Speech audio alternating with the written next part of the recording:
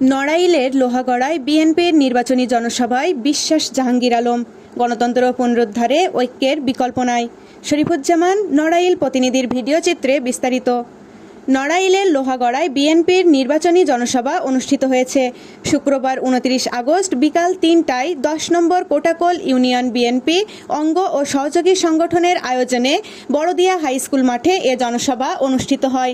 জনসভায় প্রধান অতিথি হিসেবে বক্তব্য রাখেন নড়াইল জেলা বিএনপির সভাপতি বিশ্বাস জাহাঙ্গীর আলম।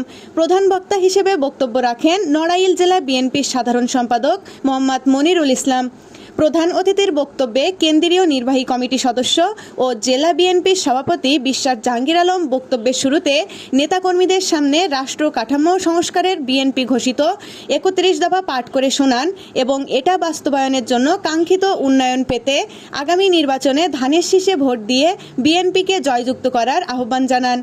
তিনি আরও বলেন, বিগত সরকারের এমপি ও উপজেলার চেয়ারম্যানেরা এলাকার কোনো উন্নয়ন করেনি, শুধু নিজেদের পকেট ভারী করেছেন। বিএনপি ক্ষমতায় এলে এলাকার উন্নয়ন এবং এলাকার মানুষের জন্য কাজ করব। প্রধান বক্তা মোহাম্মদ মনিরুল ইসলাম বলেন, ফ্যাসিস্ট আওয়ামী লীগের পতনের পর বিগত 1 বছরে আমরা দুষ্কৃতকারীদের বিরুদ্ধে ব্যবস্থা নিয়েছি, হিন্দুদের জানমালের নিরাপত্তা নিশ্চিত করেছি। আগামী নির্বাচনে বিএনপি ক্ষমতায় গেলে বড়দিয়া বাজারের উন্নয়ন সহ বড়দিয়া মহাজনঘাটে ব্রিজের ব্যবস্থা করবেন বলে আশ্বাস দেন। অবহেলিত নড়াইলের উন্নয়নের জন্য ভোট দিয়ে বিএনপিকে নির্বাচিত করার আহ্বান জানান তিনি।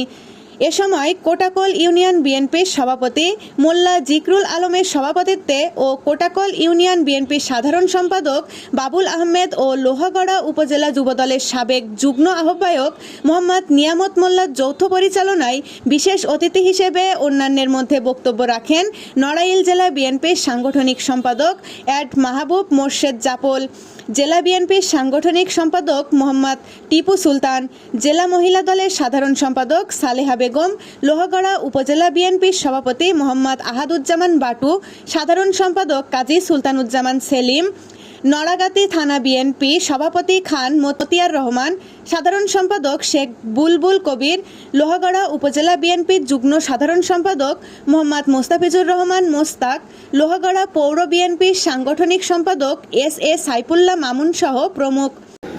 কিভাবে জনগণের জন্য তো তাদের প্রয়োজন ছিল না? কেন ছিল না?